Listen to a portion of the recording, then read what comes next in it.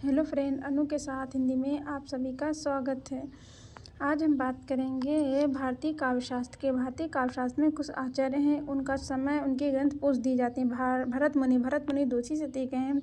ये नाट्यशास्त्र लिखे हैं। भामा हमारे 6वीं शती के मध्यकाल के, उन्हें काव्य अलंकार लिखा। दांडी हमारे 7वीं शती के उत्तरार्ध के काव्यदर्श और भामा विवरण, वैसे इनकी काव्यदर्श पूछी जाती है ज़्यादातर। वावन 8वीं और 9वीं के बीच के हैं। काव्य अलंकार सूत्रवृत्ति लिखा है। उदय भट्ट ने 9वीं के पूर्वार्ध में है। काव्य अलंकार सार संग्रह लिखा है।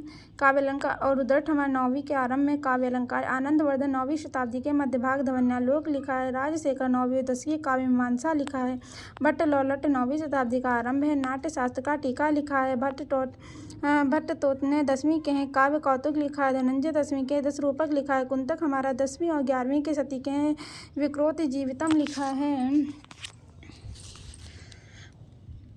अभिनव गुप्त हमारे 10वीं और 11वीं के हैं। तंत्रालोक लिखा है। भोजराज हमारे 11वीं शती के पूर्वार्ध में। सरस्वती कंठावरण लिखा और श्रृंगार प्रकाश कम पूछे या सरस्वती कंठावरण सबसे ज़्यादा पूछे। महिम भट्ट 11वीं शती के मध्यकाल व्यक्ति विवेक लिखे। क्षेमेंद्र हमारे 11वीं के उत्तरार्ध में कवि कंठावरण। मम्मट हमारे 11वीं के उत्तरार्ध में काव्य प्रकाश लिखा है। हेमचंद्र 12वीं के काव्य अनुशासन लिखा रखे। 12वीं के अलंकार सर्वे से साहित्य मीमांसा पूछी जाती है। जयदेव हमारे 13वीं शताब्दी के मध्यकाल चंद्रालोक लिखा है। विद्याधर में 13वीं के शतक का अंत और 14वीं शतक का आरंभ होता है। एकावली लिखा है।